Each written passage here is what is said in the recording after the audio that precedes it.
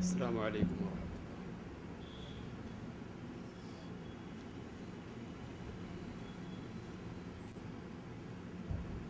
إن الحمد لله نحمده ونستعينه ونستغفره ونعوذ بالله من شرور أنفسنا ومن سيئات أعمالنا.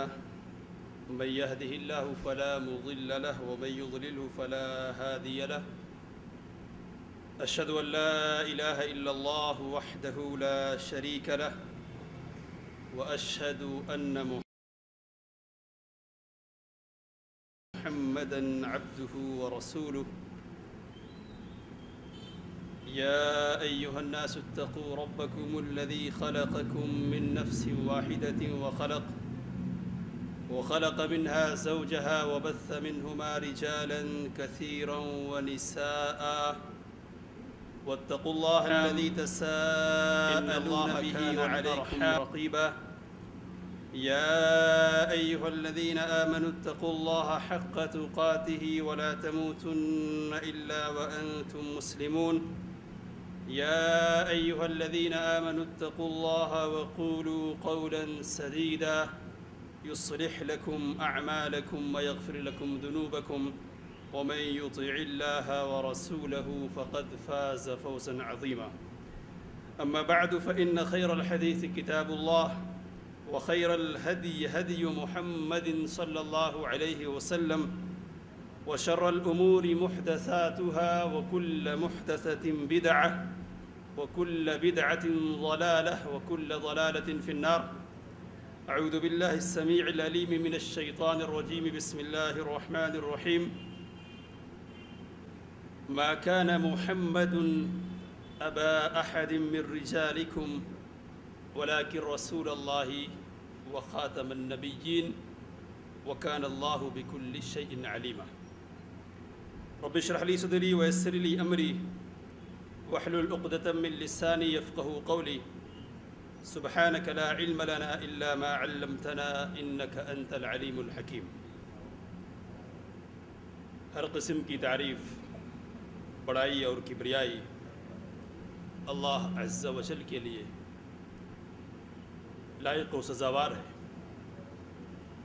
بیش بہا درود و سلام کا نزول ہو اللہ کے تمام نبیوں اور رسولوں پر، خصوصیت کے ساتھ آخری نبی جناب محمد الرسول اللہ صلی اللہ علیہ وسلم.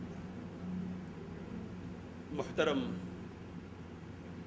حاضرین، جیسا کہ آپ سب کو معلوم ہے کہ آج کی یہ محفل ایک انتہائی اہم موضوع پر منعقد کی گئی ہے. وہ موضوع جیسا کہ آپ کے سامنے ہے، عقیدہ ختم نبوت کا موضوع ہے. عقیدہ ختم نبوت کی اہمیت کیا ہے اور اس کے پیچھے مضمرات کیا پوشیدہ ہیں، ان پر گفتگو انشاءاللہ ہم آخر میں کریں گے. باتیں بہت ساری ہیں اور آپ یہ سمجھ سکتے ہیں کہ وقت محدود اور مختصر ہے. جو باتیں آپ کے سامنے رکھنی ہے نوٹس کی شکل میں تحریری طور پر آپ کو پیش کر دی گئی ہے. جہاں تک ہم پہنچ سکے پہنچنے کی کوشش کریں گے. آگے کے لیے آپ سے یہ گزارش ہوگی کہ آپ نوٹ سے مدد لیں. تو ہم بات کا آغاز کر رہے ہیں. عقیدہ ختم نبوت آج کا موضوع ہے. سب سے پہلے مختصراً ہم یہ جاننے کی کوشش کریں گے کہ عقیدہ کس کو کہتے ہیں اور انسانی زندگی میں اس کی اہمیت کیا ہے. عقیدہ یہ عربی زبان کا لفظ ہے. عقدہ یا عقیدو کے معنی عربی زبان میں گرہ اور گانٹھ لگانے کے آتے ہیں.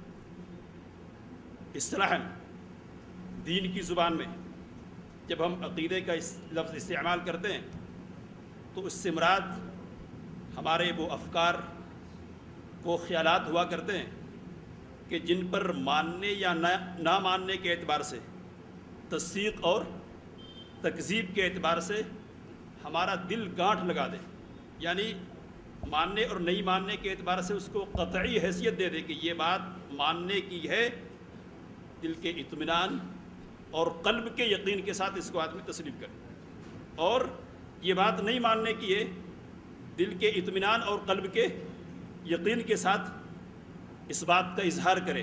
تو جس بات کا اظہار کیا جا رہا ماننے اور نہیں ماننے کے اعتبار سے وہ کیا ہے؟ دل سے جڑا ہوا وہ عقیدہ ہے۔ اب ہم جن باتوں کی تصدیق کرتے ہیں یا جن باتوں کی تکذیب کرتے ہیں وہ باتیں صحیح بھی ہو سکتی ہیں اور غلط بھی ہو سکتی ہے، سچائی پر مبنی ہو سکتی ہے اور غلطی پر بھی مبنی ہو سکتی ہے۔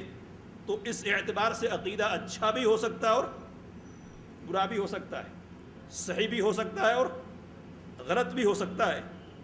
ہم جس مذہب کے ماننے والے ہیں یعنی مذہب اسلام، اس کے نقطۂ نظر سے آپ اگر دیکھیں گے اور سوچیں گے تو آپ پر یہ بات واضح ہونی چاہیے کہ مذہب اسلام میں کسی انسان کے کسی بھی عمل کا کوئی وزن اللہ تعالیٰ کے یہاں اس وقت تک نہیں ہے جب تک کہ اس کا عقیدہ صحیح نہیں ہو۔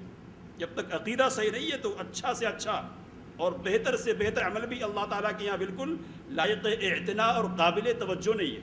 اللہ نے قرآن مجید میں بہت ساری آیات میں اس بات کو واضح فرمایا ہے۔ ایک آیت، چھوٹی سی آیت آپ کے سامنے اختصار کے پیش نظر رکھ رہا ہوں، سورۃ الفرقان کی آیت ہے۔ اللہ تعالیٰ نے ارشاد فرمایا وَقَدِمْنَا إِلَىٰ مَا عَمِلُوا مِنْ عَمَلٍ فَجَعَلْنَاهُ هَبَاءً مَنْثُورًا کہ قیامت کے دن ہم کافروں کے عملوں کی طرف متوجہ ہوں گے اور انہیں ہباء منصورہ کی شکل میں تبدیل کر دیں گے، بکھرے ہوئے ذرات کی شکل میں تبدیل کر دیں گے۔ مفسرین اور علماء لکھتے ہیں کہ ہبا ان ذرات کو کہا جاتا ہے جو روشن دان سے ظاہر ہونے والی اور نمودار ہونے والی روشنی میں انسان کو نظر آتے ہیں۔ آپ اور ہم اس بات کو اچھی طرح سمجھ سکتے ہیں کہ وہ جو ذرات جن کا مشاہدہ ہم روشن دان میں کرتے ہیں، کیا ان کو ہم پکڑ سکتے ہیں؟ کیا ان سے کسی طور پر استفادہ کر سکتے ہیں؟ اللہ تعالیٰ نے کہا کہ قیامت کے دن کافروں کے اور بدعقیدہ لوگوں کے عملوں کی مثال بس یہی ہے کہ جس طرح یہ ذرات ہے جن سے کوئی فائدہ حاصل نہیں کیا جا سکتا، اسی طرح ان کے عمل بھی ان کے لیے قطعاً مفید ثابت ہونے والے نہیں۔ آگے بڑھتے ہیں۔ اسلام کا جو عقیدہ ہے، اسلامی عقیدہ، اس کی بہت ساری شاخیں، بہت سارے ارکان ہیں، لیکن بنیادی طور پر اسلامی عقیدے کی عمارت 6 باتوں پر قائم کی گئی ہے۔ آپ کو معلوم ہے حضرت جبرائیل علیہ السلام نے نبی اکرم صلی اللہ علیہ وسلم سے پوچھا تھا مل ایمان، یہ بتلائیے کہ ایمان کیا ہے؟ تو نبی اکرم صلی اللہ علیہ وسلم نے ایمان کا تعارف کرواتے ہوئے کہا ان تؤمن باللہ وملائکتہ وکتبہ ورسلہ والیوم الآخر والقدر خیرہ وشرہ، کہ ایمان اللہ پر، ایمان اس کے فرشتوں پر، ایمان اس کی کتابوں پر، ایمان اس کے رسولوں پر، آخرت کے دن پر اور تقدیر کے خیر و شر پر۔ یہ 6 بنیادی ارکان ہیں ایمان کے۔ رسولوں پر ایمان ان میں چوتھے نمبر پر ہے، رسولوں پر ایمان ان میں چوتھے نمبر پر ہے۔ اور رسولوں پر ایمان میں تفصیلی طور پر جو باتیں داخل ہیں ان میں ایک بات نبی اکرم صلی اللہ علیہ وسلم کی بعثت کے بعد سلسلہ نبوت کے ختم ہو جانے کا عقیدہ بھی ہے۔ رسولوں پر ایمان میں تفصیلی طور پر جو باتیں شامل ہیں ان میں ایک بات نبی اکرم صلی اللہ علیہ وسلم کا آخر الانبیاء ہونا تسلیم کرنا بھی ہے۔